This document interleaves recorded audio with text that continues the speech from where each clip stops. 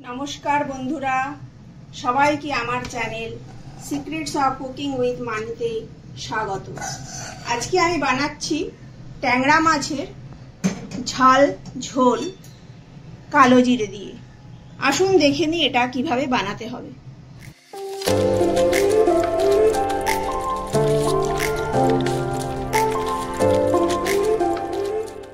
আমি নিয়ে নিয়েছি ট্যাংরা মাছ। এগুলোকে ভালো করে ধুয়ে কানকো পরিষ্কার করে ছাড়িয়ে রেখেছি। এতে দেখুন ডিমও আছে, ডিমগুলো ফেলিনি। এবার এর মধ্যে হলুদ আর নুন মাখাবো।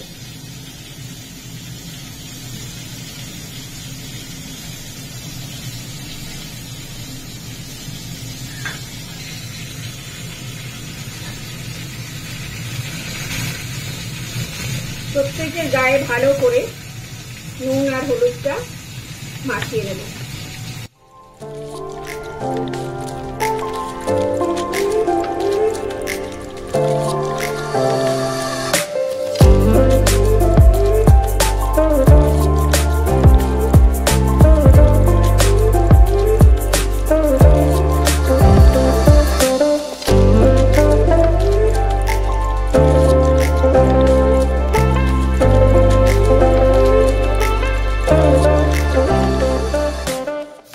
লম্বা করে আলু পটল কেটে কাঁচা লঙ্কা মাঝখান থেকে চিড়ে আমি এগুলো তেলে ভাজছি।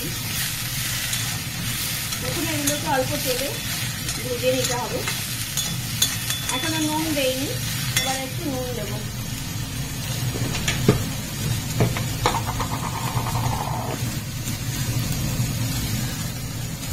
অল্প একটু নুন দিলাম।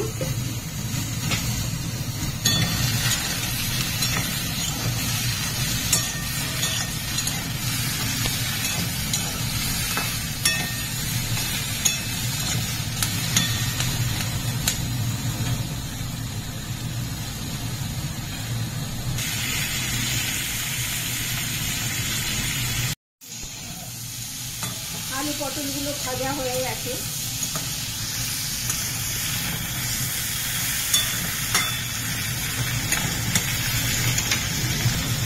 এর মধ্যে আমি দিয়ে দেবো একটু কালো জিরে।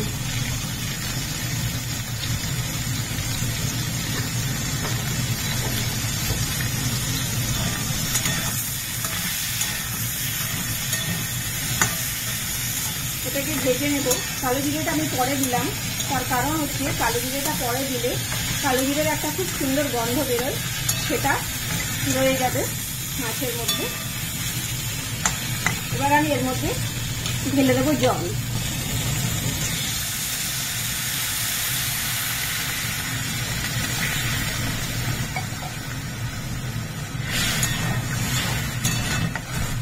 এটা যখন ফুটে উঠবে ততক্ষণ অপেক্ষা করব।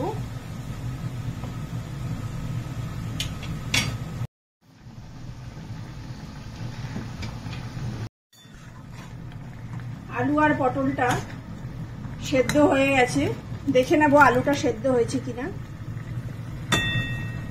এখন একটু শক্ত আছে, মশলাগুলো দিতে দিতে ভালোভাবে সেদ্ধ হয়ে যাবে। এবার এর মধ্যে আমি মশলা দিয়ে দেব। ধনের গুঁড়ো,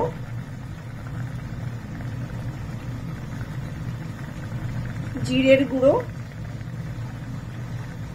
সবই ছোট টিস্পুনে দিয়ে দেব। আর একটু দিয়ে দেব লঙ্কার গুঁড়ো।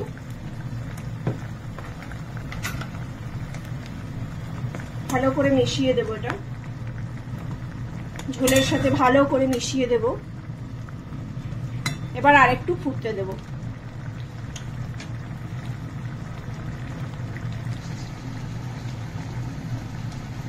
এতে আরেকটু নুন লাগবে, আমি আরেকটু নুন অ্যাড করে দিলাম।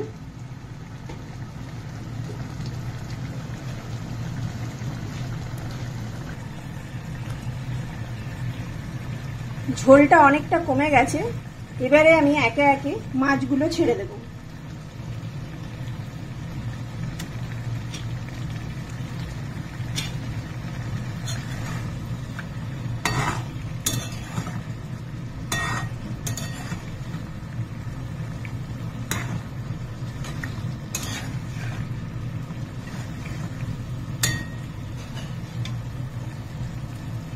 এর উপরে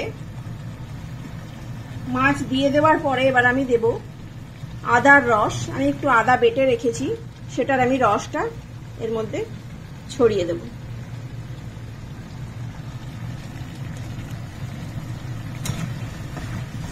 এটা খেতে খুবই সুস্বাদু এবং এটা রোগীর পথ্য হিসেবে খুবই ভালোভাবে ব্যবহার করা যায়।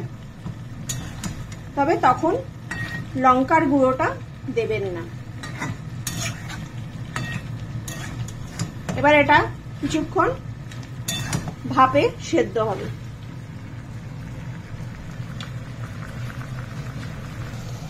এটাকে আমি ঢেকে দিলাম, লো আছে, একটু সেদ্ধ হবে কিছুক্ষণ। ঢাকনাটা খুলে দেখবো মাছটা কি অবস্থায় আছে।